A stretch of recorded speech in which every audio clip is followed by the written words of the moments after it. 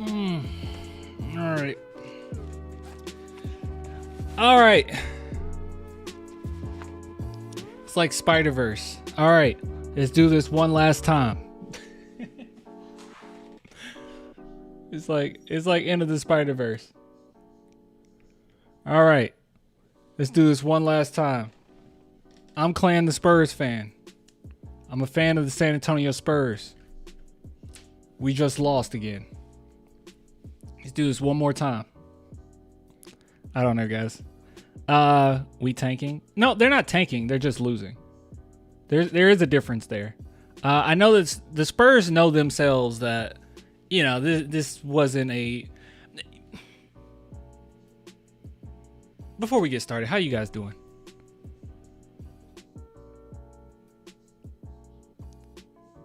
How everybody doing? Yeah, before we get into the game, just how's everyone doing? Doing okay?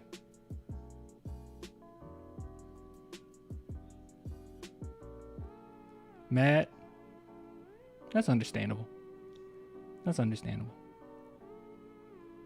I didn't realize my manga is in the shot.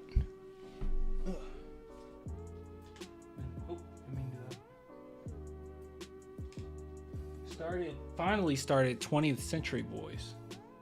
Finally started, but you can see I'm barely in there. I'm barely started yet. It's a little cat. Look, it's a little cat. Oh, it's not focusing, but yeah, it's a little cat bookmark. But yeah, I just started it. Ugh. So many unnecessary turnovers. I asked how you guys were doing, and you're still talking about the game. We're not talking about the game yet. I'm not even upset. I see the potential.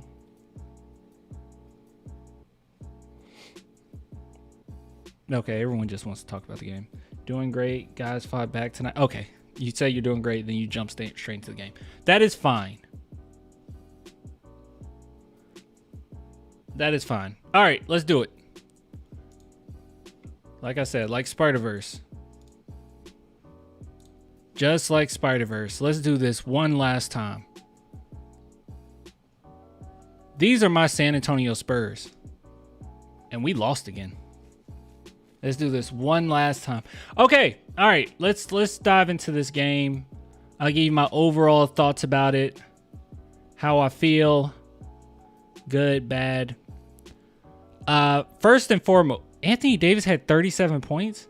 Oh, he must have hit some free throws at the end. God, he shot 12 free throws. Not even close. None of our guys even got close to as many free throws as he shot. I don't want to blame the refs, okay? But here's the thing. Games like this, let me say this. Games like this and games like the game before this one are very frustrating. And the reason why those are frustrating is because when you're on a losing streak, those are the type of games that you probably should have won, right? Like, there's something silly, weird that happens every now and then, but those are the ones where that should have been the game that get us back on track. And it's very frustrating when we can't get back on track. Because in this game in particular, it was definitely that. But it's like, okay, we're playing fairly well. Like, don't get me wrong, I'm getting tired and sick of our guys shooting with like they have 24 seconds to shoot, but they act as if they have 3 seconds left and they're down by 1. Like, I don't know why they do that. It's every game now. It's like, why are we rushing so many shots? And why are some of these passes so freaking lazy? Like, I love you, Malachi, but some of the mistakes he made, like, and he had a good game, by the way, overall, all things considered. But some of the mistakes he made were like, no. Even young team, even being a young team, no, you don't make those bad passes. Like, that was like high school mistakes. Yeah, those are like high school mistakes. But it's very frustrating because I felt like, yeah, we got this one. This is one that we could win, especially in that fourth quarter. I was like, we're on a run. We got the momentum. This is our game. And then the refs just screw us over. Like, I don't quite understand, and I hope somebody in the chat can explain this to me. I don't get it. So that foul, that offensive foul that they called on Wemby, was it an offensive foul? Yes. But Wemby also, he got fouled before the unnatural motion, right? So wouldn't you count what happened prior to that, because couldn't that have been a reaction for him to kick his leg out because he got fouled first? I don't understand how that works. I would think that they would count that because he got hit first, then the leg was the unnatural emotion. Because refs can completely change the call, right? They're not just looking on whether or not it was a foul on Wemby. Wouldn't they also look and see if Wemby was fouled prior? I didn't understand that at all. That was very frustrating because I'm like, okay, yeah, it was an unnatural emotion, true, but like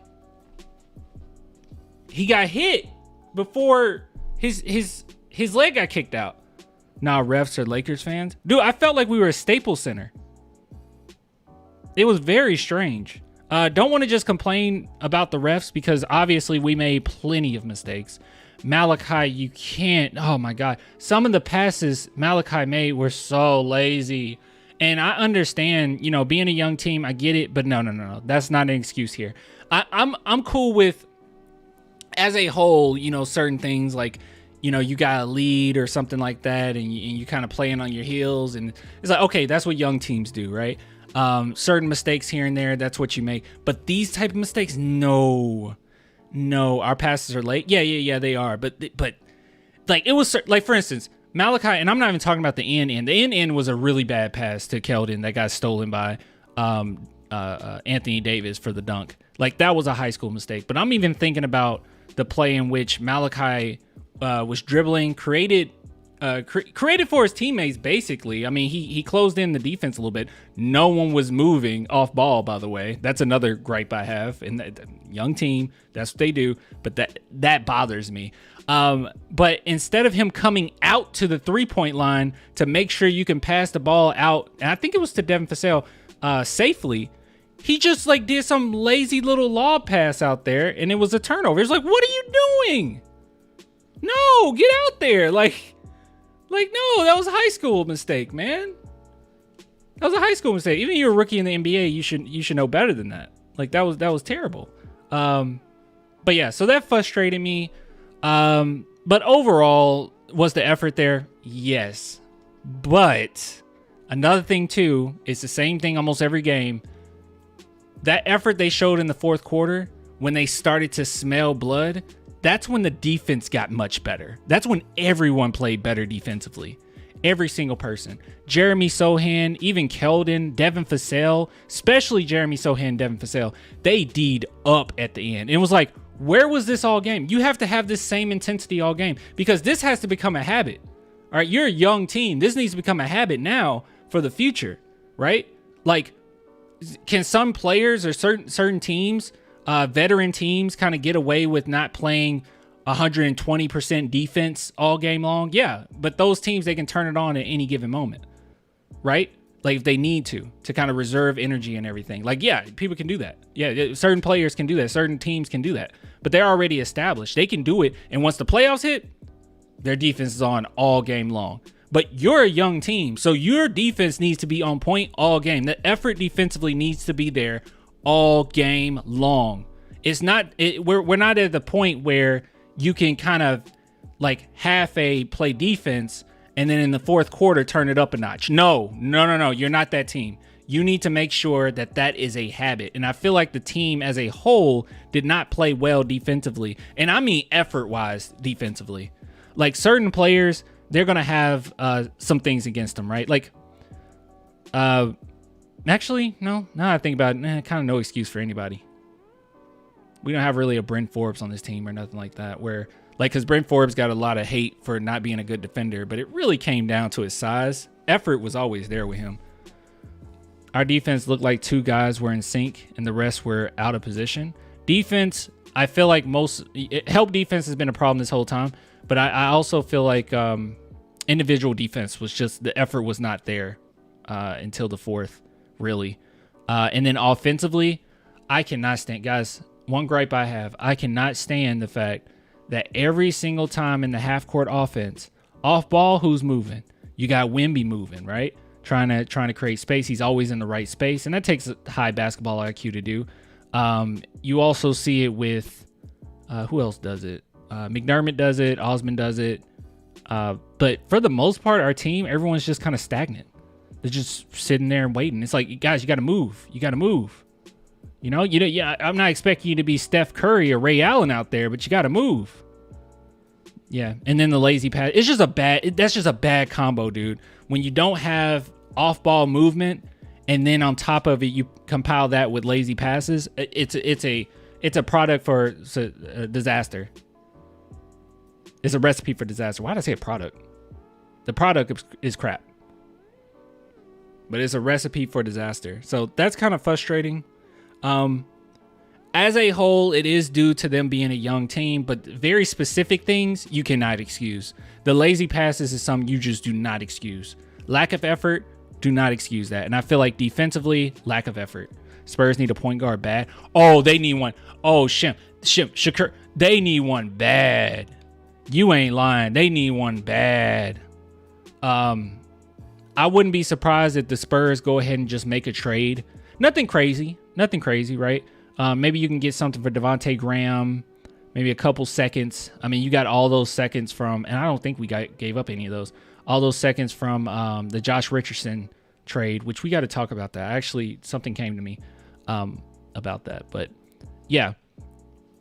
So maybe you can trade Devontae Graham a couple seconds and find a guy. I'm not sure. In a couple days, that's when half the league is available for trades. They probably won't do it right off the bat, but maybe near the halfway mark, maybe we'll make a move. We just need somebody to kind of control it a little bit. That's all. And I know a lot of people are like, Trey Jones. And I'm getting so sick and tired of hearing about Trey Jones. Trey Jones is a good player. Don't get me wrong. He is a good player. But at the end of the day, even if he started as our main point guard, I don't necessarily think that that's a recipe for us winning. I don't think that that's the case. Malachi Branham is such a threat offensively, and I think that's part of the reason why he's starting as well. Because Malachi can run point guard. If you watched him in college, he can run point guard. Pretty great off of pick and rolls for the most part. And he's a threat. He's a shooting threat. Trey Jones isn't necessarily a shooting threat. So that makes me a little nervous there. But overall, yes, can he control the offense? Yeah, he can, but he's a backup point guard. Like that's who Trey Jones is. Nothing wrong with that, but he's a backup point guard. And if Trey Jones starts, it's not going to win us games. Like I don't think if Trey Jones got more minutes in this game that we win. I don't know. This group was very effective near the end of the game. Even Malachi was super clutch at the end. By the way, let me say this. I think Jeremy is struggling, guys. I think he's struggling a little bit. I think making that transition, it's tough for him. Sohan made D'Lo look bad. He's a great defender. But that's the thing. That's what keeps Sohan in, is because of his defense. He's a really good defender. Clan, you should go in as the point guard. If you guys want. I mean, we're already losing games. I can lose some games for you. I can lose some games for you. You think we losing now? Wait till they get me. You're not gonna just be losing. You're gonna be losing expeditiously. We're gonna be out this game in the first quarter. Put me in. I'll be sure of it. The way they attacking Keldon, oh my goodness. If Keldon can't stay in front of guys, oh my God. But yeah, by the way, Keldon's game, good God. Good Lord, he had a great game today. Good Lord, he had a... All right, so let's talk about this. Oh, by the way, just side note before we talk about players individually.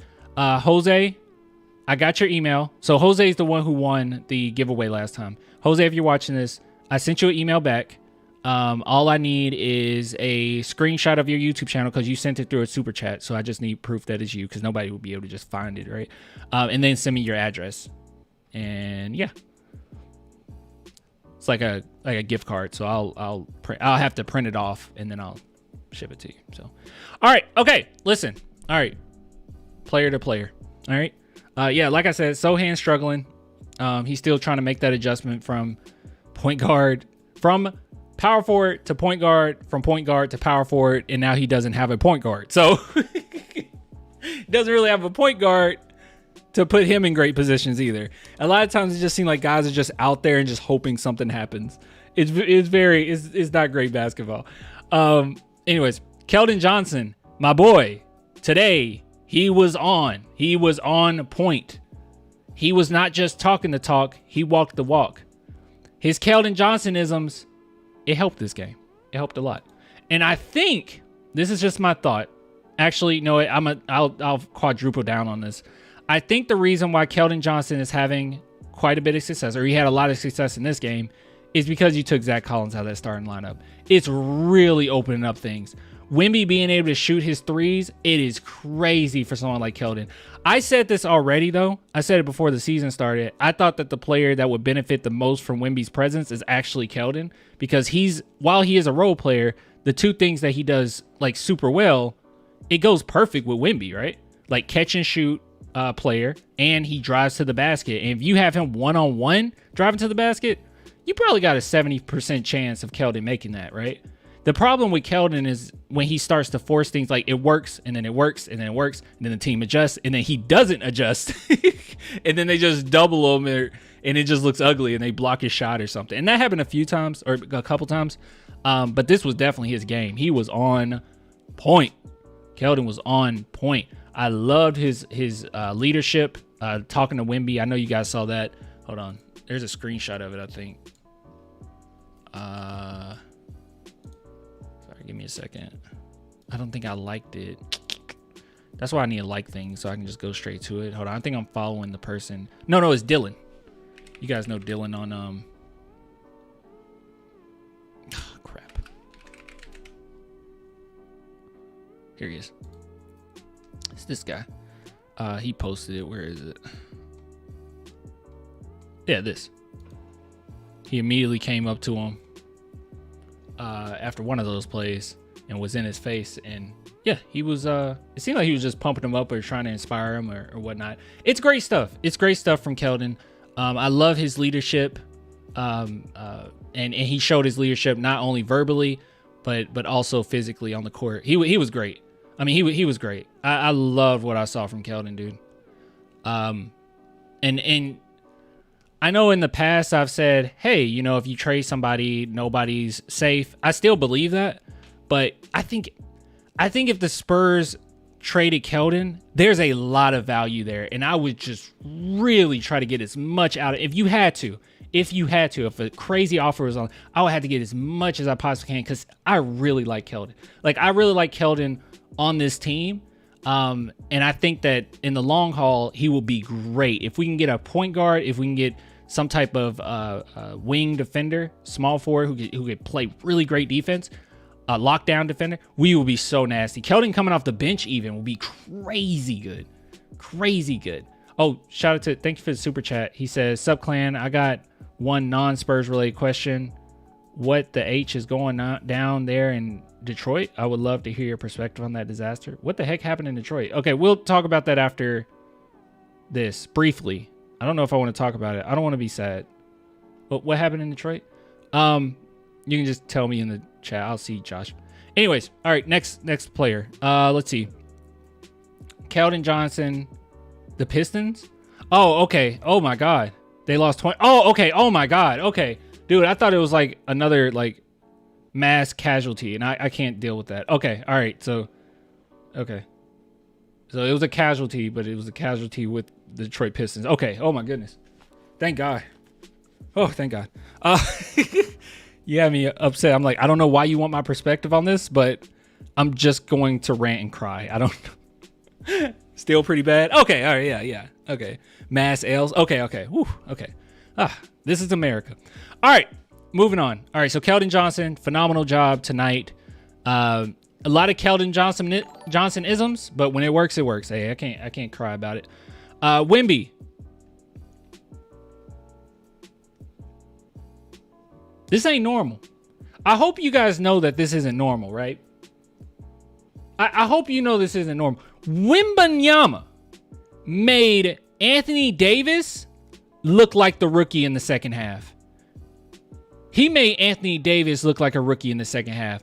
Now, Anthony Davis did hit quite a few free throws, but man, oh man, Wemby was phenomenal. I can't believe they fouled him out. That's so gross. That's disgusting. I think that as time goes on, that'll stop. You know, he just got to get some experience on his belt. And also, a few of those fouls, it was definitely on Wemby. It's like, what are you doing, man? Like, come on, don't just stick your arm out like that. Anthony Davis takes advantage of that every time. But overall, dude, oh my goodness. Giannis scored 64. Shut up. No, he didn't. No, he didn't. No, he didn't.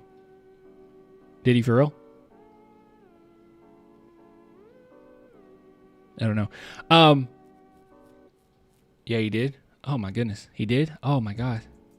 What percentage? What was his percentage? Anyways, so Wemby, oh my goodness, you were phenomenal. You were great. And when his threes are hitting, he is so dangerous, dude. It is not normal to see a rookie score in as many games as we've seen Wemby. I mean, he's scoring like 20 points like nightly now. 70% field goal. Shut up. Okay, we gotta look at that after this. 30 points, 13 rebounds, 2 assists, 3 steals, and 6. This is unheard of. What rookie do you recall doing this? This might end up being, I'm gonna say it. This might end up being the greatest defensive talent the NBA has ever seen.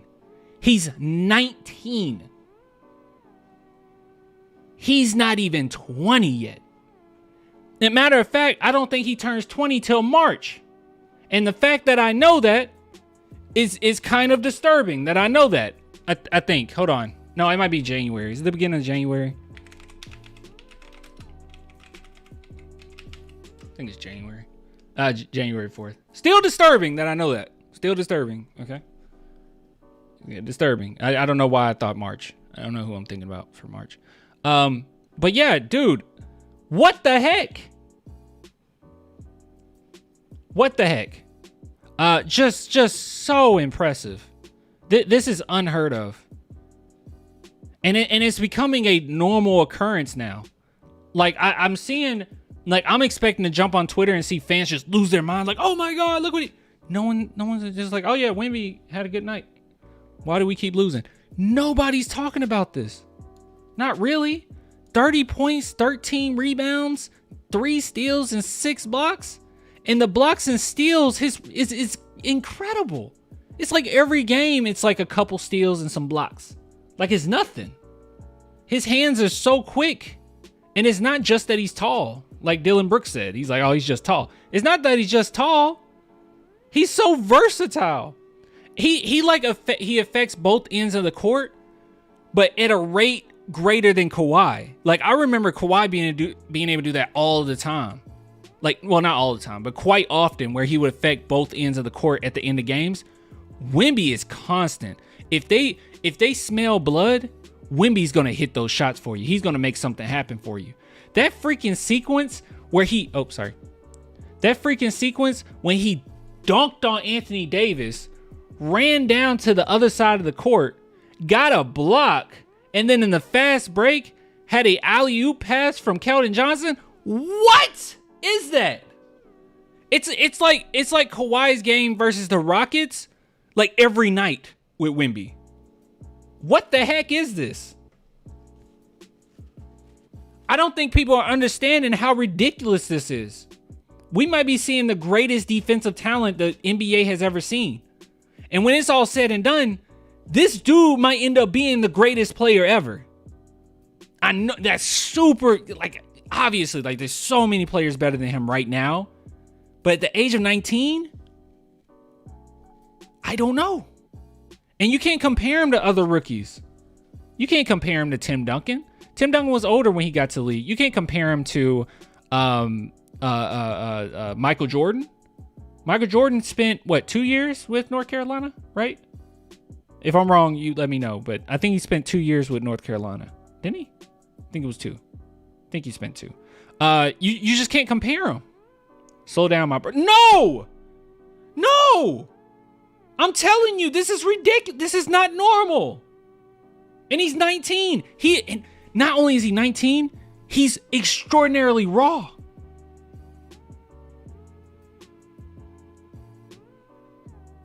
He's such a raw talent. He's nowhere near where he's going to be. Like, not even close. Pause. No pause.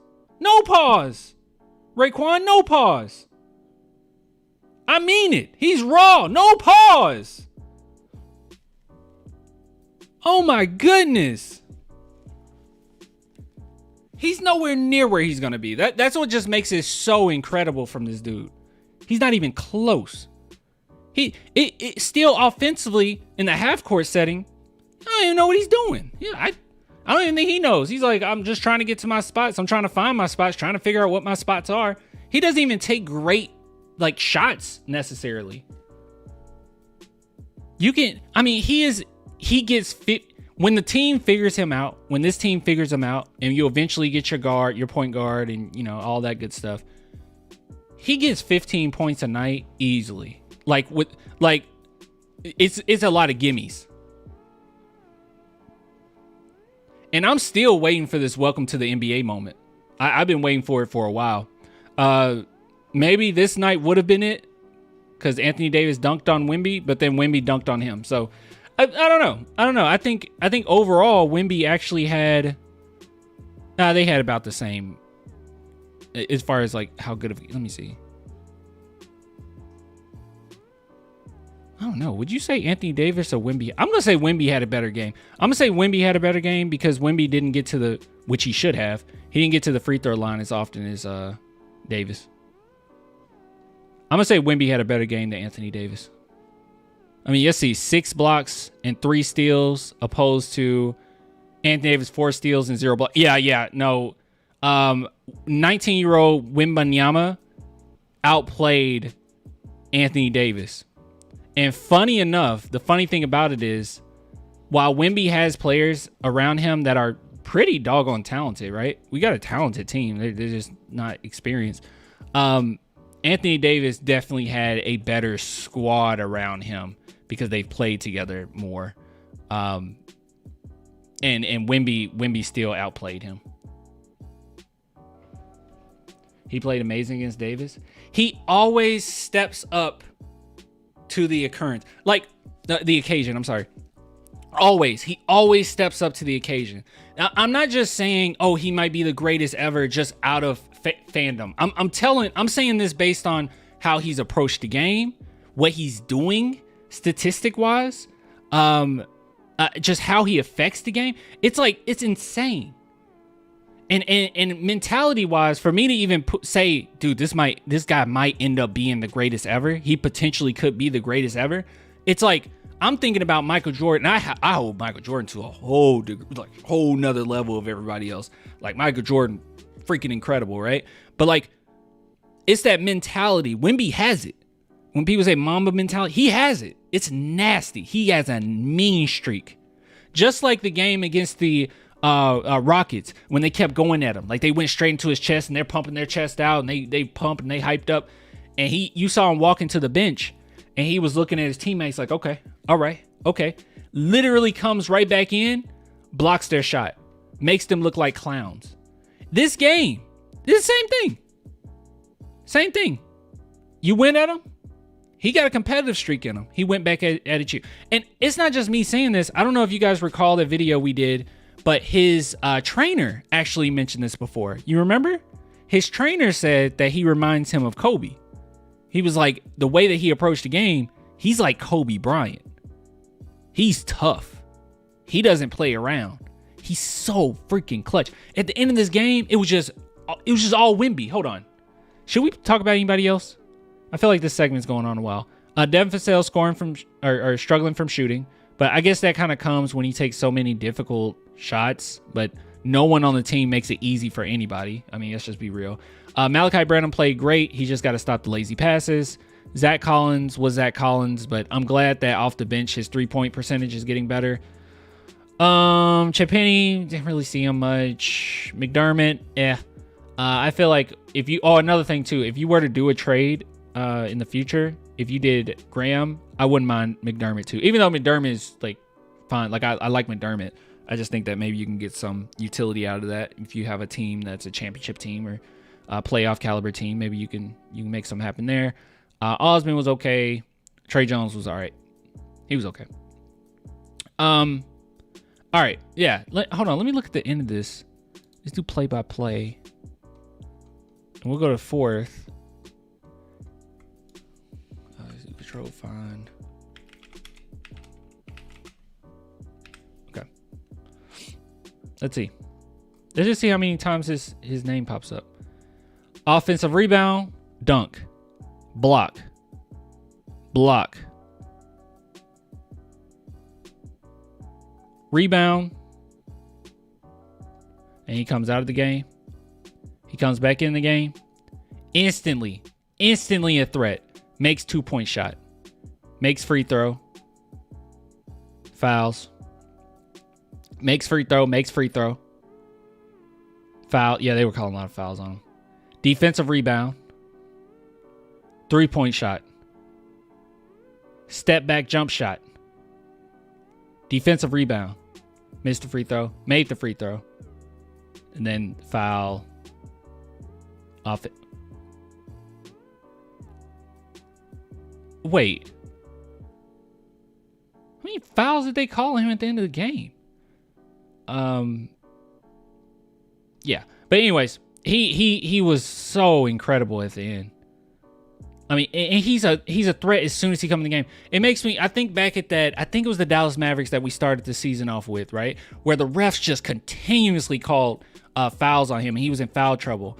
And as soon as the Spurs put him in the game, at the end, it was just play after play after play after play from Wemby. He's incredible, dude. He affects everything, too.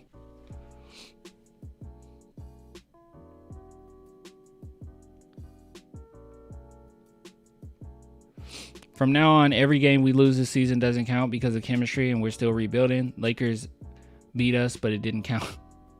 I mean, it counts, but it's fine. All right, guys, we need a word. We're going to talk a little bit more. I definitely have some I want to talk about. But before we do, here's a word from our sponsor, BetUS. BetUS, America's favorite sports book, where you can bet on everything, anytime. Sportsbook, casino, horse racing, live betting, and more. We have the best bonuses in the industry. That's right, get a 125% sign-up bonus. And to celebrate our 30-year anniversary, we are giving up to 30 risk-free bets, a truck, Super Bowl tickets, and more. Don't miss out. Play smart. Join now. BetUS, where the game begins. All right. So, guys, please check out BetUS. Actually, you know what? I'm going to bring up some things from BetUS because I do want to show you guys some stuff. The stupid thing ended up logging me out. That's so stupid. That's okay, though. We're going to figure it out. Let's see here. Give me 1 millisecond.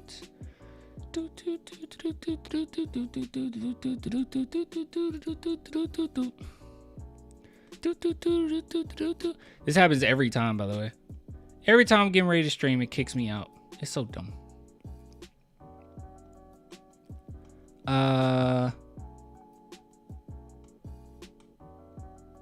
We'll go over it a little bit later. It's okay.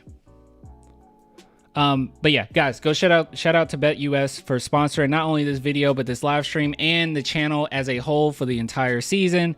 If you guys put in $100 or less, you get 125% bonus. So that means if you put in $100, you get $125 free to play with. So many things you can bet on as far as props, over, under, basically every single game. Hey, you think Wemby's going to have over 16 rebounds? Hey, there you go. You can bet on that. So it's just so many different things you can check out. So please go do that over at betus.com. We'll bring it back up again during the stream, but yeah, check it out. Link in my description. It's right below.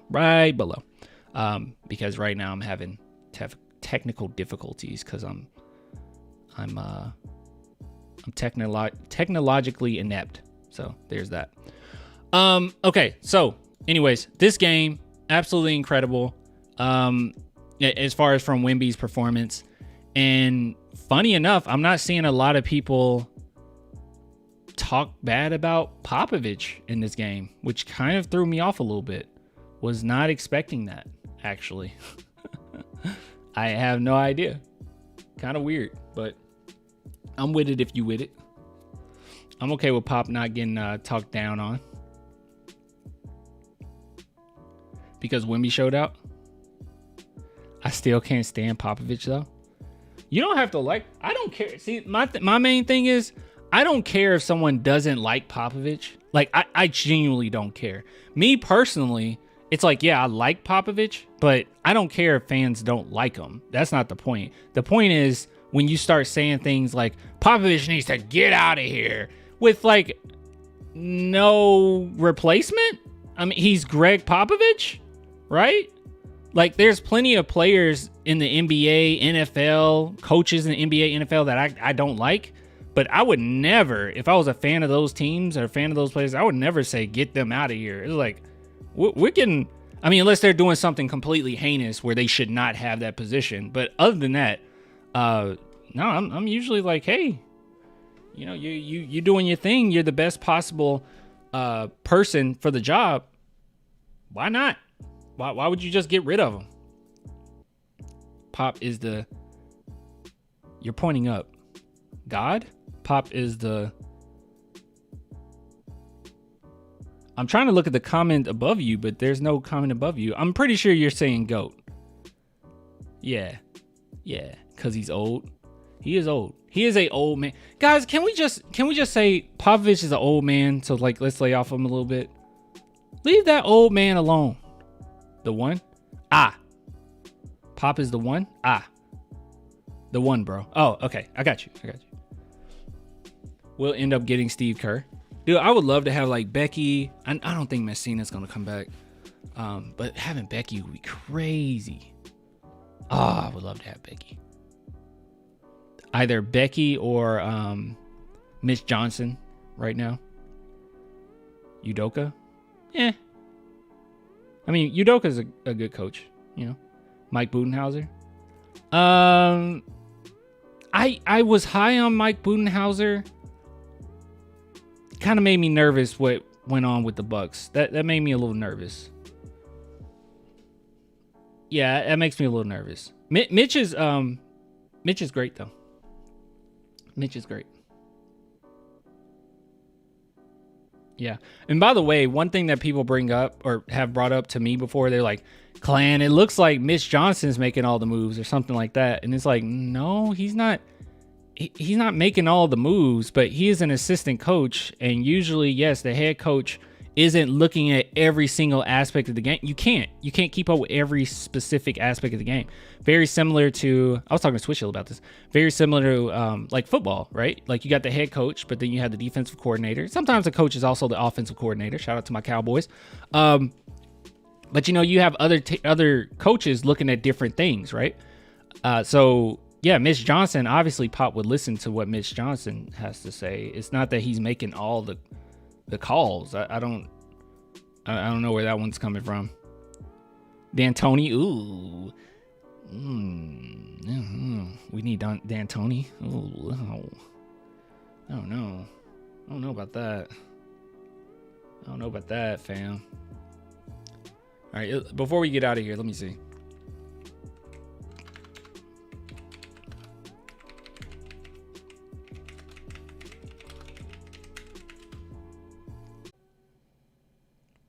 So with offensive rating, the higher the better. Defensive rating, the lower the better, by the way. Oh my God, I still don't see. We're last. We're last. Okay.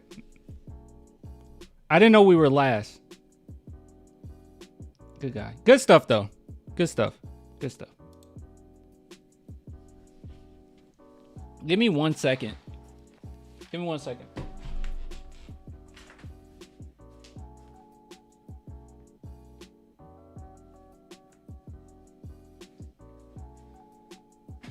Okay. It was literally 1 second, so. If Bill Belichick can get fired, so can Pop. I don't know. Well, with Bill Belichick, he's kind of a... he's kind of a jerk when it comes to his players, you know? And football is a little more complicated. Like, I feel like with basketball, even if you're not the greatest X's and O's guy, like if you're able to relate to your players and listen to your players and put them in the right positions to win, make the right adjustments, stuff like that, listen to the other coaches, be workable, you know, being able to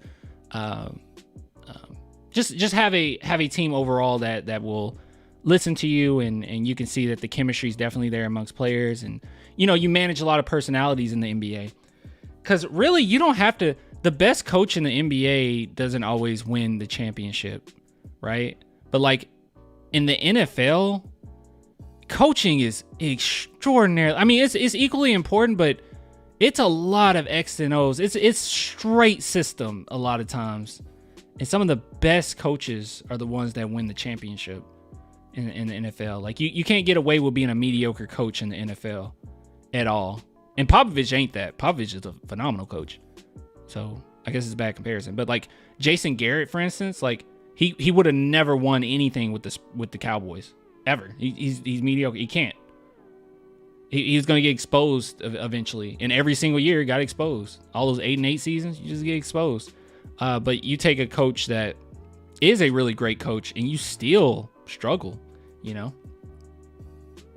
You're still going to struggle a little bit, but I don't know. I just think when you try to compare the NFL to the NBA, it's not really the same. And comparing Popovich to Belichick is way out there, man. Like Popovich connects with his players tremendously. Belichick, he's a great coach, phenomenal coach, but like some of the stuff he does is just out of like spite sometimes. Like it's always like he got something else going on, you know? Sometimes he does put himself ahead of the team. And I don't think Popovich does that. Even though Popovich get accused of these things, I haven't seen it. Like when people say it's Popovich is like last stream, Popovich is a narcissist. Where did you get that from? Where did that come from? Popovich is a narcissist. Where did that come? Because I recall Popovich winning the 2014 championship and he literally got out the way. It took his players saying, "Hey man, get your old butt up here. What you doing?" Where he was like, "These guys, they did everything. They're the ones that won this championship, not me. I had nothing to do with it." Like he literally did that. He was like, "It's on the team, not me." Yeah, I don't know. I don't like comparing Belichick. I know people did it all the time as far as like winning percentage and system. Like, oh, they both have great systems, the Patriots and the Spurs, but comparing coaches, Popovich is night and day from the type of guy Belichick seems to be, especially with his players. But NFL is definitely about the X's and O's. It's about team camaraderie as well. You know, they got to believe in you and all that, obviously. But it's a lot of X's and O's. There's a lot of system stuff. And in the NBA, I mean, not the best coach always win. I mean, not even elite coaches win. I mean, I really like Tyronn Lue as a coach, but I don't think he's like, I guess I have to go and look at the coach, but I don't think he's like top 10 or anything. He won a championship.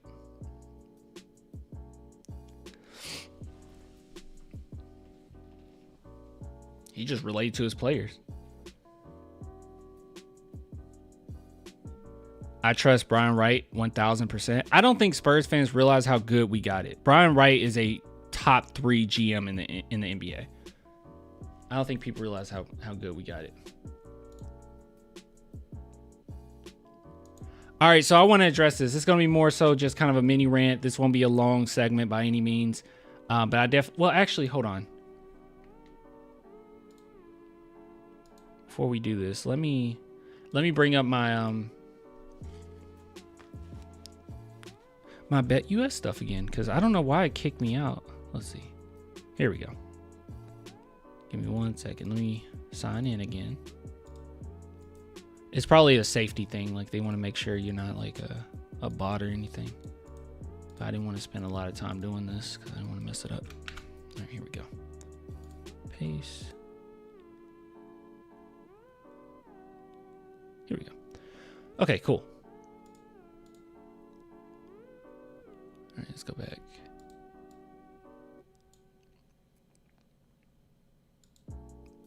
Actually, I probably need to bring up some stuff. Let's see, Spurs game log 2023.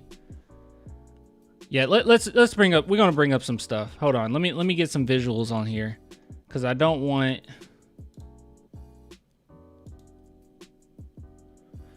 Okay, guys, I'm about to blow your mind. Okay.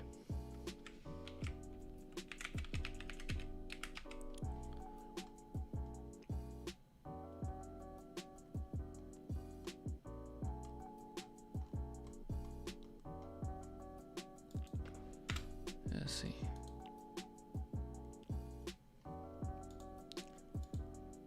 Give me a second. I'm trying to bring everything up. Spurs 2022, 2023 roster. Because I've been seeing quite a few people say something that I just kind of disagree with. Gosh, I'm not trying to see. Yeah, here we go. Stat Muse. Let's do age. Yes. Okay. Yeah. Here we go. Here we go. Yeah, this is important. All right, so we're gonna give a little context. All right, we're gonna give a little nuance here, because I feel like we're missing some nuance. Stat Muse.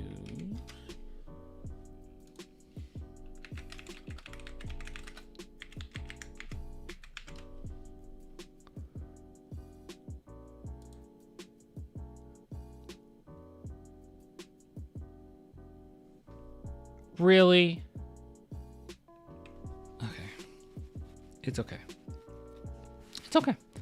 We have to just make do what we got. I hate that it's doing this. It's okay though. It's not a big deal.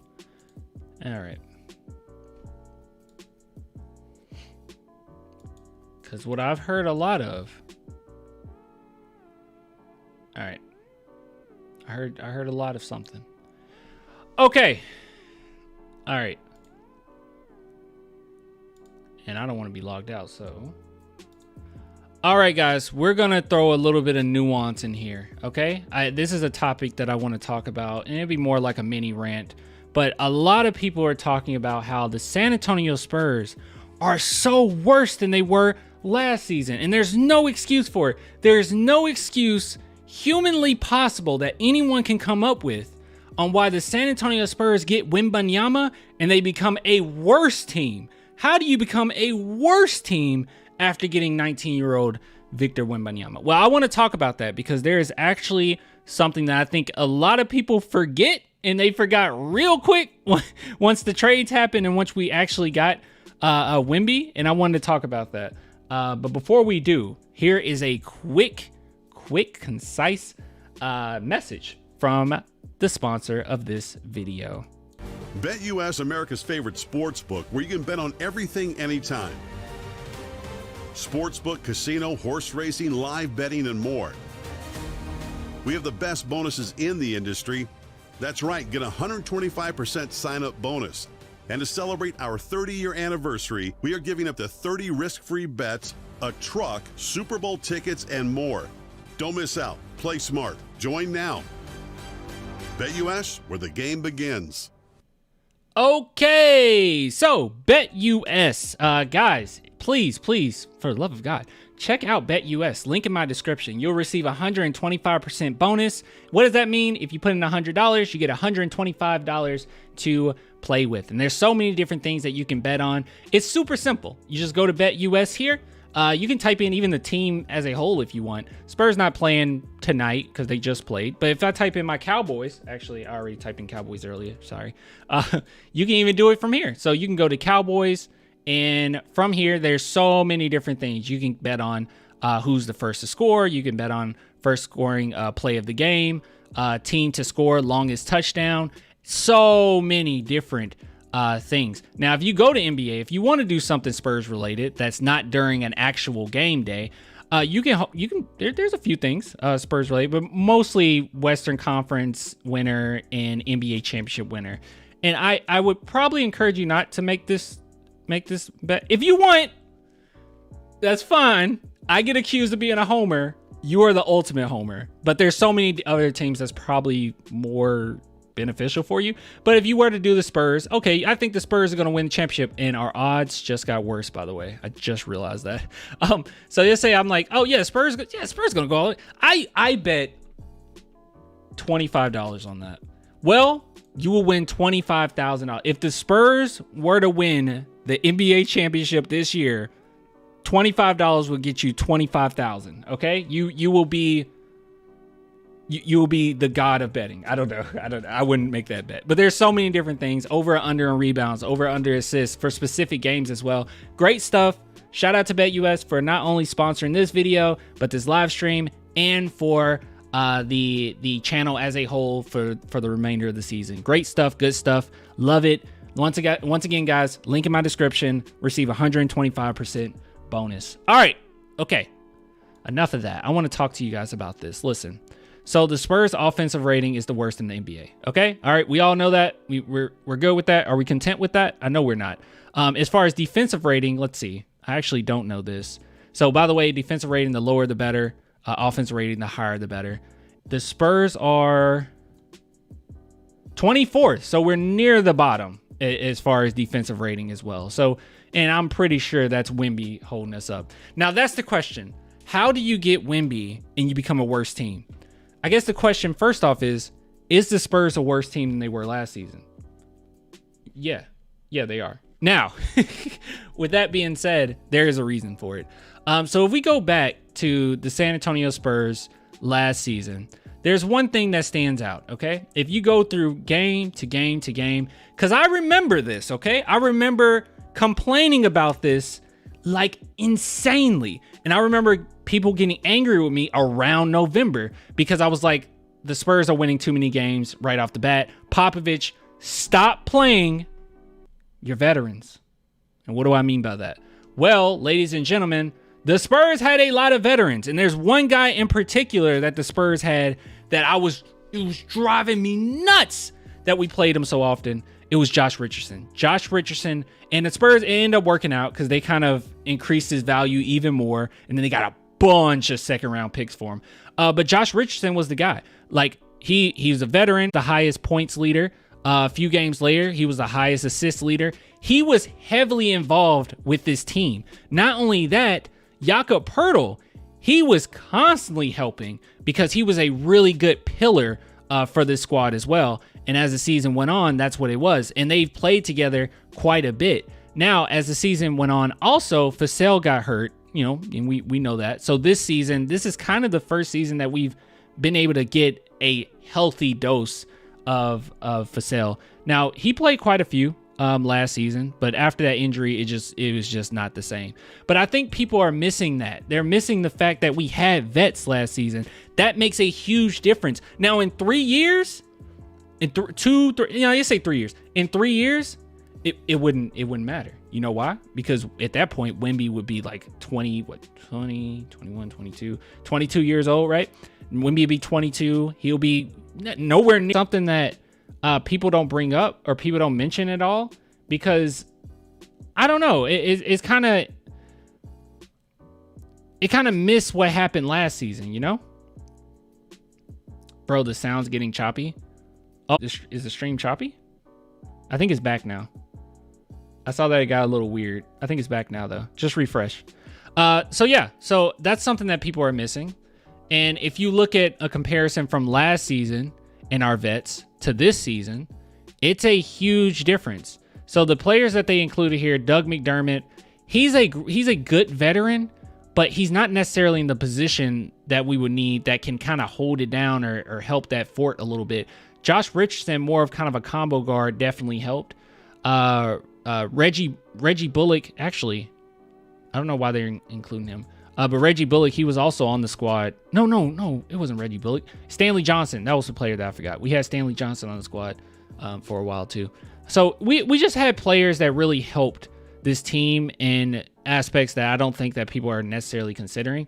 I know that on paper, you get a generational talent like Wemby, and it's like everything is fixed.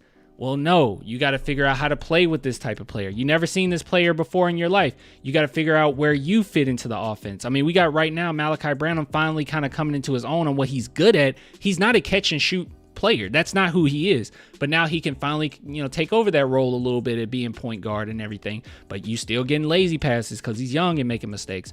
I mean, Devin Vassell, we're finally getting a healthy dose of him being the main guy. And that's another thing people forget. When Devin Vassell was playing with DeJounte Murray, people completely forgot the fact that he wasn't like a shot creator with DeJounte Murray. Devin Vassell was more of a catch and shoot role. The same role that Malachi had for a few weeks during this season. So it's a lot of adjustments these guys are making. And when you don't have veterans to help prop you up or hold this thing together a little bit, this is what happens. It happens to super young teams all the time. But I don't see this Spurs team that has no direction or anything like that. I don't see that. I don't see it. I just think that they're missing some pieces and they're missing that experience. That's what I think is going on right now. Now, with that being said, there's actually a player. Hold on. I hate that they just included everybody. Like, just include who's active right now. Like, what are we doing? But yeah, so I was going to say, because I saw someone in the chat say trades. I said it before, but I would not mind the Spurs saying, hey, let's get some package together, maybe with Doug McDermott, Devontae Graham, and see if we can make something happen there, maybe some second round picks and see what you can get. I'm not jumping on trading Keldon or Sohan. I think that's crazy to say. But yeah, the entire Spurs fan base hates Keldon at this point. I don't think so. Do you guys think that? I don't think that. I don't think that's true. I think people love Keldon. I think the entire Spurs fan base hates Sohan, not Keldon. Yeah, I don't know about Keldon. I think Keldon's highly liked, actually. People love Keldon. I mean, anytime I say anything negative about Keldon, people get upset with me. So I think fans as a whole really like Keldon. Keldon is solid, just inconsistent. Yeah. Well, Keldon is very consistent in what he does. I know this is a little off topic. He's very consistent in what he does. It's just you're way too consistent in what you do, right? Like Keldon attacking the basket. That's great when it's one-on-one, right? It's like, yeah, that's great. Like you probably have, I mean, I'm not looking at the numbers here, but if it's one-on-one matchup, you probably got a 70% chance of who's going to stop Keldon one-on-one, that freight train coming to going to the rim. Like who's going to stop? He's too strong. They call big body for a reason. But then the problem with Keldon is that he'll do it. It works. He'll do it again. It works. He do it again. It works. The team adjusts. He do it again and gets blocked. He do it again and it's a turnover. He do it again. It's like, it doesn't matter. It's like, it could be one-on-one or it could be 3-on-1 and he's still doing it. He's consistent, but we can't have you doing that, man. And then he can't really defensively, he's not really there, so he can't make it up defensively, really. But I love Keldon, by the way. I love Keldon. Keldon is making me a believer. I can see a future with Keldon Johnson being on this team. Like I can see a clear future where he benefits the team tremendously. So, like, I love Keldon. And if the Spurs were to trade him, you get something good, all right? It needs to be worth our while. And I think that his value is very high, not only with his contract, but teams notice. His stats, teams notice. They notice.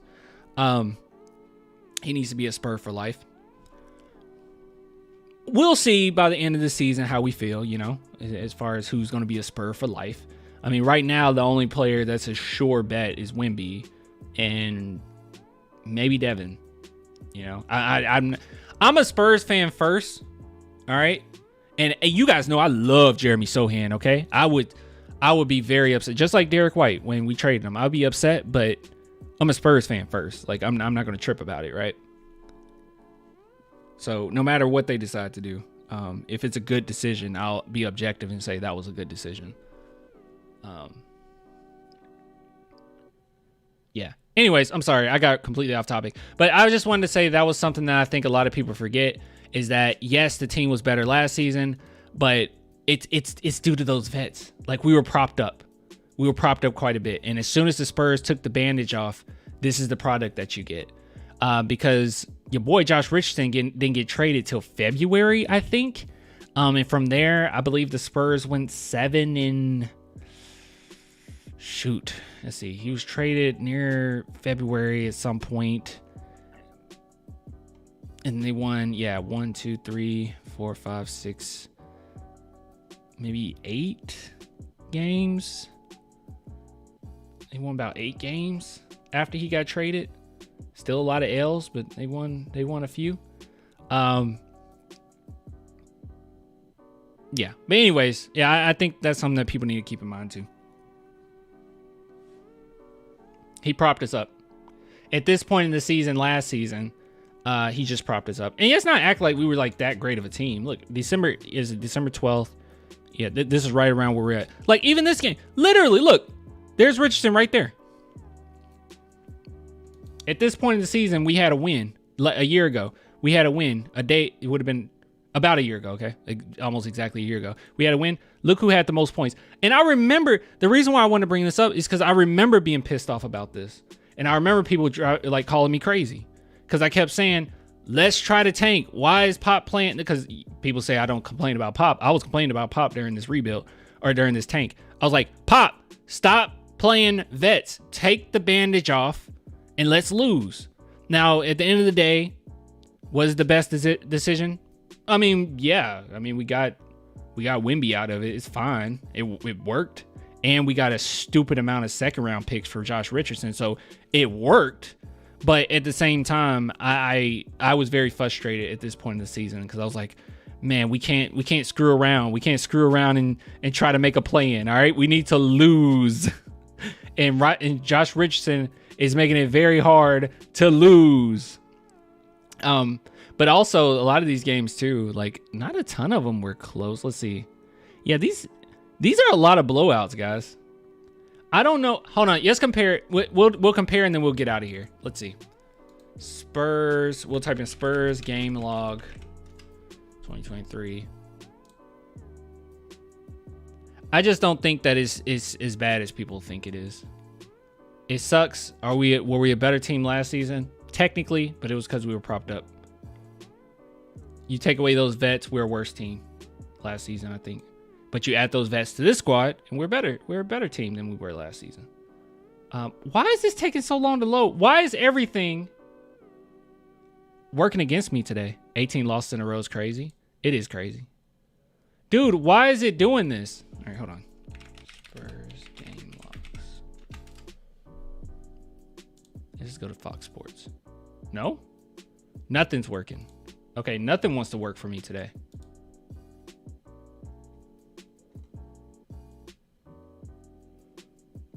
Okay. All right. Yeah, let's compare. Let's see. We'll count. At this point of the season, how many blowout losses did the Spurs experience? 1. Would you say 12? Hold on. I need to know this. We need to all be on the same page. Chat. Would 12 points, losing by 12 points, be considered a blowout? I usually like to go with 15 to 20-ish. What do you think? Is 12? Yes? No? Has to be 15 or more? No? Yes?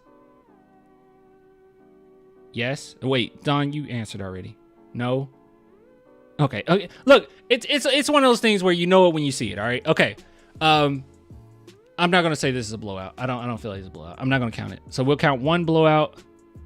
Definitely a blowout. Oh my God. I don't remember that. 2. No. 3. No. 4. 5. 6. 7. 8.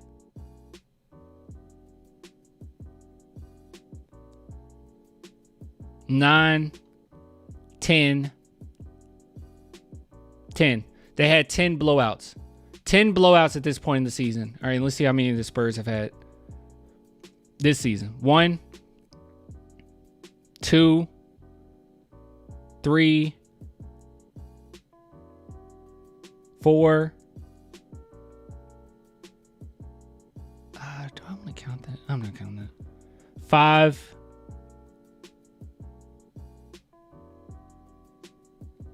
6.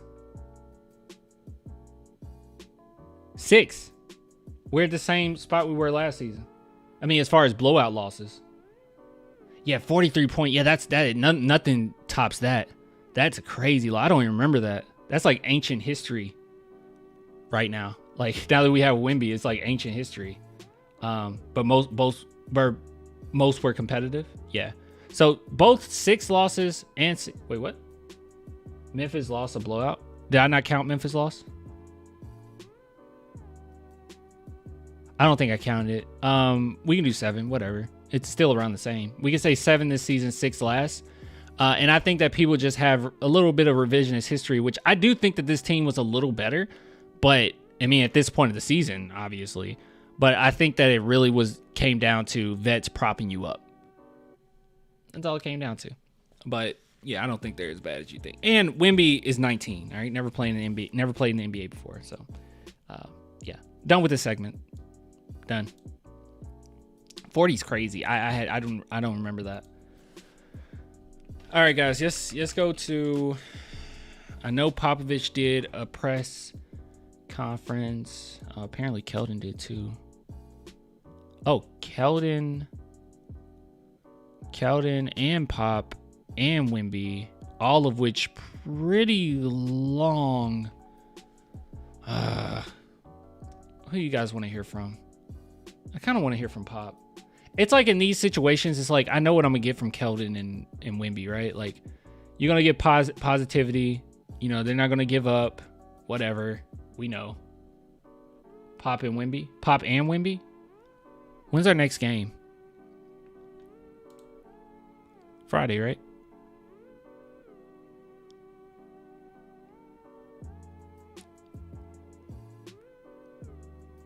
All right, that's fine. We'll do Pop and Wemby.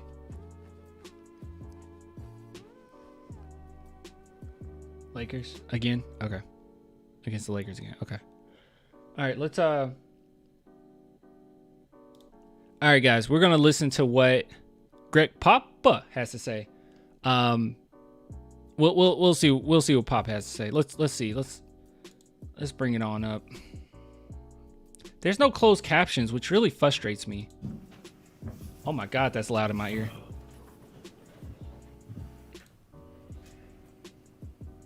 Papa, when you see your guys play. Hey, he did it. He said, Papa. I love it when you call me Greg. Wait, I love you. Oh, God, I'm messing it up. Crap. Hold on. I love it when you call me Greg. God. When you see your guys play as well as they did in the Whatever. quarter, it's a very good team. Does that just underline how important the 48-minute thing is? Sure, you know, it's always the mantra, especially for a young team.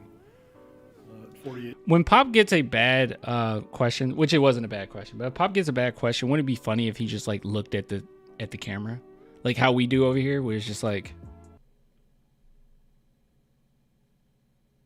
Pop, are you gonna answer the question? It's like, next question, please. Like that would be so funny. I don't know.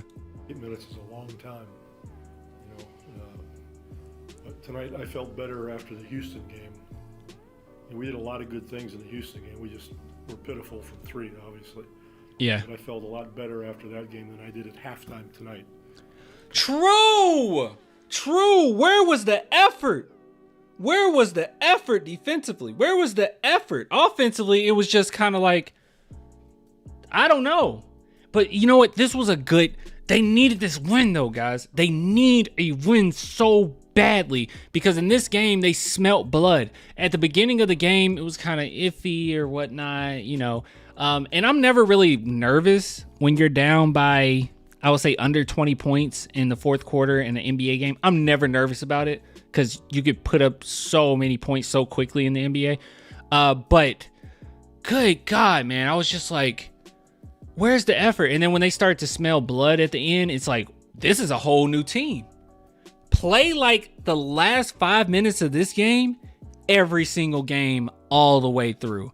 Because at the end of the day, you can make mistakes. The big three, the San Antonio Spurs that won all those championships, they weren't perfect. There were plenty of years we lost because we made mistakes. But one thing they didn't do was have lack of effort. Maybe sometimes, maybe on occasion, not really. They were on, spot on every single game. And when you make mistakes, you can make mistakes and make up for it if your effort is there 100%, if you're locked into the game. And I felt like the Spurs weren't locked into this game until the last few minutes when they could come back. And that bothered me. I didn't think that we competed, and I didn't think Nope. we played wisely. Nope. We were sloppy, trying to do things quickly. We did nothing that the basketball gods would be happy about. Pop. I think Popovich, I know I pause a lot. I don't really care. I like to talk about this. I think Popovich been on my Twitter. Pop was on my Twitter. This is exactly what I was talking. It's like, bro, why are we playing like there's only 3 seconds on the clock? Like there's only 3 seconds on the clock and you're down by 1. Why do we play like this all game long? It's like, where's the patience? Well, make the extra pass. Why are we so scared? It's like, it was almost like, let's get it over with. Oh, we got to go on offense again. Oh, I don't want to be on offense. I want to be on defense so I can barely try. Like, I didn't understand that. I don't want to shoot. Let's just throw it up. Let's just throw up this ball. Let's throw it up and get back on defense. Oh, it's like, oh God, I'm so bored. I don't know why they were shooting so quickly like that. They do it often too. Like young teams do that all the time. I don't wanna be on offense. I don't know what that was about. It's very irritating though. Second half, I felt good. I thought they played a basketball game. They competed. They made some pretty good decisions. Everybody makes mistakes. Both teams do. But True. See, Pop isn't as big of a dictator as you guys make him out to be. He understands mistakes happen. the second half, they competed and executed to win. Yeah, but I don't want to rotate. I don't want to give a screen. That's gonna hurt. What if he runs into my chest? It's gonna hurt. So I'm glad about that. I want to see how it carries over to Friday. Victor obviously is learning something every game he plays in. But is there anything True. in particular you think he learned playing against San Pop loves Wemby. You can see it in his eyes. He's like, oh my God, I love this kid. Well, of course, he learned not to stick his hands in there for one thing, right? Yeah. Stay on your feet. You know, he's going to try to get you up in the air, but you know that's what happens to a young player. Yep. True. Malachi played down the stretch, defensively and offensively. Oh, Malachi. Is okay. Malachi, let me tell you guys this right now, okay? This is real tea, okay? This is real talk right now. I don't know why I say real tea. It's not tea. This is real talk though. Malachi Branham, all right? When everyone's saying that they want Popovich to like pump out his chest, get angry, yell at everybody, why isn't Popovich coaching? He's not angry enough, which is so silly. It's like, what? I guarantee you if Pop had a tech every single game, everybody would say that Popovich is doing everything he can. He's coaching. They won't look at the adjustments. They won't actually look at what he's doing on the court. They won't pay attention to him having these conversations with players individually. They won't pay attention to his practices. They won't pay attention to any of it. But if Popovich had a tech every single game, every single person would say, Pop is doing everything he can as a coach. It's very stupid, very dumb, very smooth-brained. But I will say this, okay?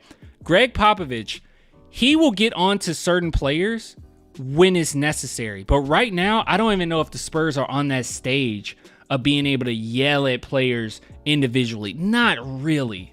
Like, they're not at that point yet. Like, you have to have some type of first step that you know what you're doing. It's no point in him yelling. It's like if you guys were just learning how to ride or drive a car, right? Like, you're learning how to drive the car, and let's say your instructor or your dad, I don't know, is like just yelling at you the whole time. Like, what are you doing? Put your blinkers on, do this. And you're like, I don't know. I never played with a player like this before. I don't know. He can't just go and yell at him for no reason. I mean, that would be a, this is all about me type moment. It ain't me, it's these players. Let me just put on a show to yell at them. You can't actually do that, right? Like, that's absolutely silly. Like, yeah, it's not. They're not going to learn anything that way. But I will say, I say all this to say this: the one player that will get yelled at, he is going to get destroyed. Okay, and it's going to be beautiful when the Spurs make that step and they're ready and they're great again and they're winning games and they're a playoff team. You know who he's going to yell at? It's Malachi. He is going to be on Malachi Branham's case because Malachi actually needs it. Not only does he need it, he can take it. He needs it. He needs the Danny Green treatment. He's going to be that type of player, okay? And the reason being is because not only was his mistakes kind of lazy, but if you look at Malachi's history, like when he played in high school, when he played in college, even when he played in the summer league, if a coach says the right thing to him at the certain time, like you got to kind of set a fire underneath him, and he'll just go off. He'll just absolutely go off. We're going to have that game eventually where Malachi just shoots like 4 threes in a row in the fourth quarter. And you're like, what the heck just happened? And that's when we're going to need him. He's going to need the Danny Green. No, seriously. He going to be a Danny Green player? No. Well, I mean, he'll be better than the Danny Green. But like, he's going to get the Danny Green treatment for real. Yeah, I think Malachi would get the Sean Elliott treatment. He's going to get chewed out. And it's going to be beautiful. But I don't think we're at that point yet. I say all that to say this. I don't know. I'm just going to make the assumption Pop isn't going to go in on Malachi. And I know he's pissed off at some of the things Malachi did. But he also had a overall pretty good game. I mean, really good game, actually.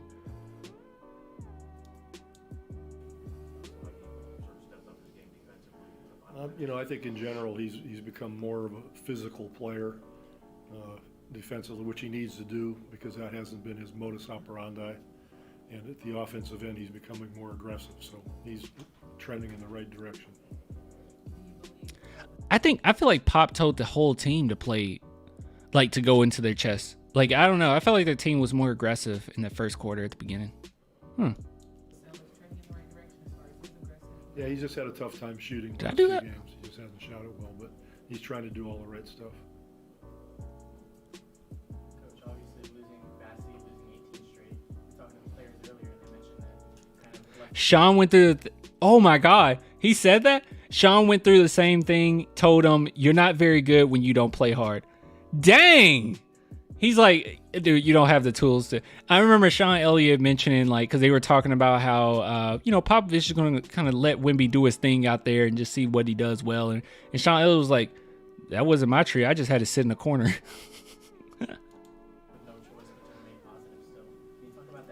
Keeping it black. That's mean, bro. You're not that good unless you try hard. That's mean. It's true, but that's mean. Well, they've shown good character all year.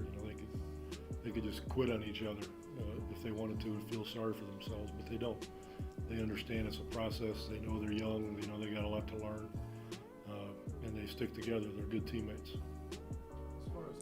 And that speaks to Greg Popovich as a coach holding the boat together, and that speaks towards our front office getting these guys. Great personalities, great culture, which this man created, by the way. Same thing. Or he helped cultivate. Winning has always been the culture of Spurs, but Popovich has created a culture of camaraderie. Like making sure that guys go out together, make sure they actually eat together, make sure they actually spend quality time together outside of basketball. That's Pop. He makes sure that happens. It's like mandatory.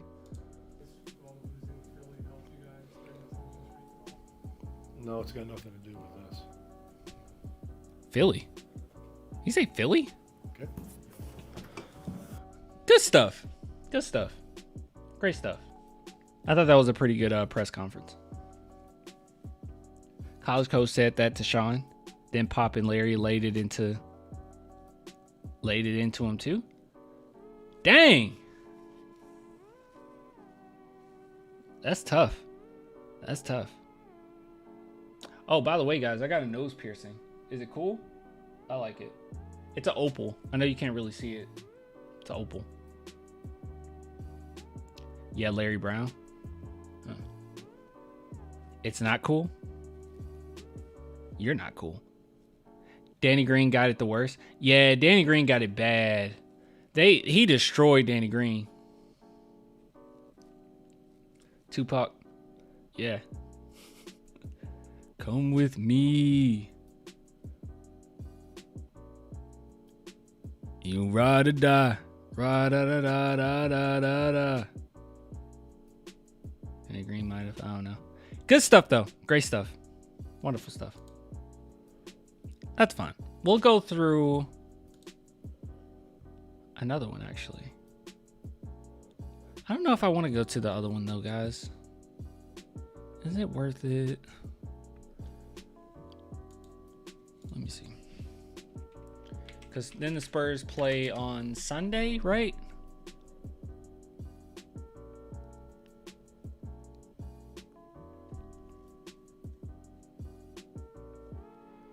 And they play on Sunday.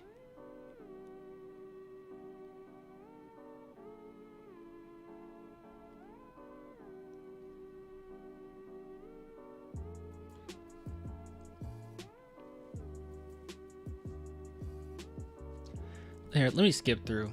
I don't know if it's worth it. Give me a second. It's getting kind of late.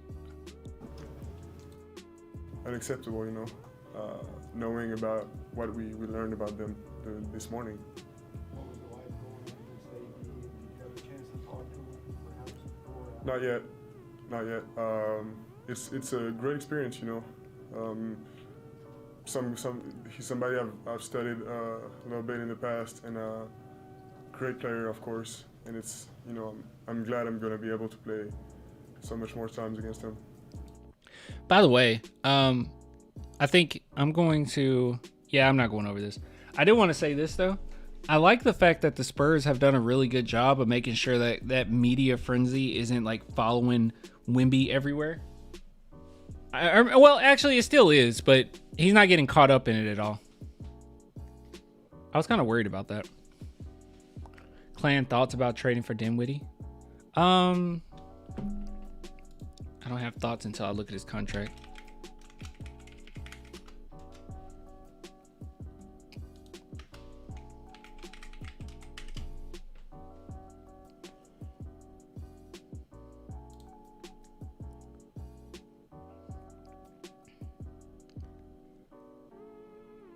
Oh, okay. He would just be a 1 year.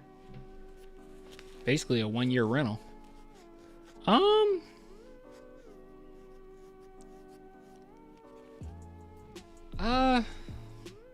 Maybe. I don't know. I mean, you get your guard in the draft. I mean, he's gonna be an unrestricted free agent, literally 2024. And he'll be 31. I mean, this wouldn't be a long time. I don't know if I would go all out with this.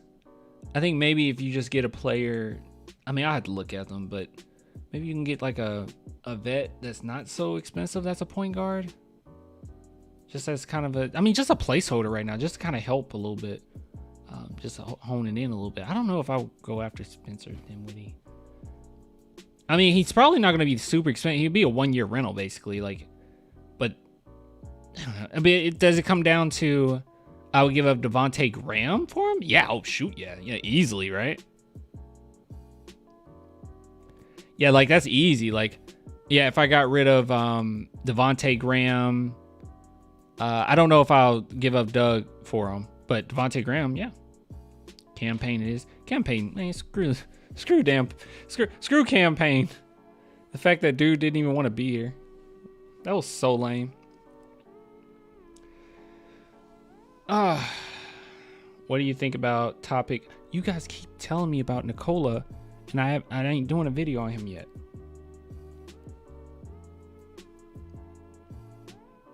We're gonna sign Brent Forbes and play him at point guard. How about not draft Collier? I actually don't like Collier as much as other people do. Maybe as time goes on, I'll feel a little different, but I don't like Collier like that. I don't feel like there's enough creativity scoring wise. He's very reliant on his size, which is fine, but then defensively he's not necessarily there. I don't really like Collier that much. And then as far as like a passer, he's not a great passer.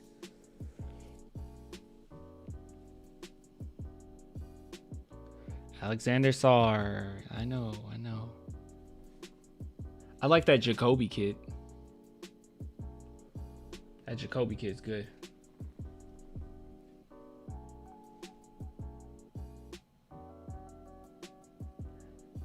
That Jacoby kid is good. All right, let's get out of here. That's all I had to go over. As far as the next game, we'll go live afterwards. We'll talk about it. Bro, if we get Alexander Carr, it's 10 towers all over again. Oh, Giannis. Yeah, what the heck was that about?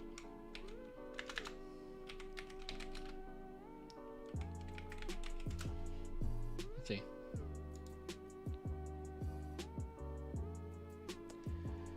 Oh.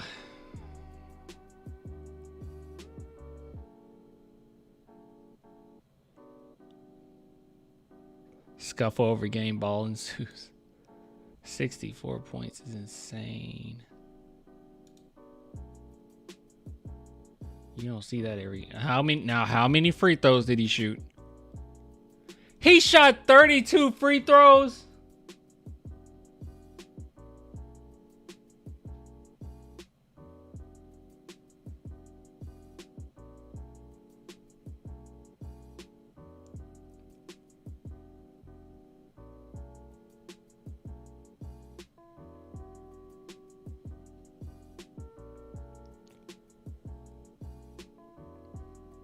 Guys, that's a lot of free throws. Stupid impressive. 20 for 28 is insane. Okay? That's absolutely insane. 20 for 28 alone is absolutely insane. But 32. That's a lot of free throw attempts. Yeah, 32 free throw attempts. That's a lot of free throw attempts. Oh my goodness. Stupid impressive nonetheless, though. I mean, I'm assuming the ball was in his hands most of the time, and Lillard hasn't really been. He hasn't panned out as much as they thought thus far, right? Impressive though. 64 points is crazy. 64 points, 14 rebounds. Yeah, he's great, man. Giannis is great. I know no one even touched that amount of free throws. Guess all you can do is foul him, huh? And he probably got some, like, quite a few and ones in there. Lillard will be fine. Well, he's Dame Lillard. I'm not, I mean, he's been with one franchise his entire career. Like, I'm assuming he'll come into his own. Maybe they can't stop him. That's why the fouls. Oh, no, I'm not worried. I'm not like, this isn't like a James Harden situation, right? Where he's like fishing for fouls. I have full faith that Giannis literally just got fouled that often. Like he's like there's no stopping him. It's just it gets to a point where it's like, do you officiate him differently? Because like, what do you? In today's NBA, he's just getting fouled every time. He's too strong. He's too athletic. I don't know. But no, I don't think it's like a Harden situation where you're just like fishing for like tic-tac fouls. I guarantee you Giannis fouls were earned. It's just that's a lot of free throw attempts. The Spurs need to find their Steve Nash. Oh, well, there's no Steve Nash just hanging around, but I will say Cadeau is great. I think he'll be great if the Spurs got him.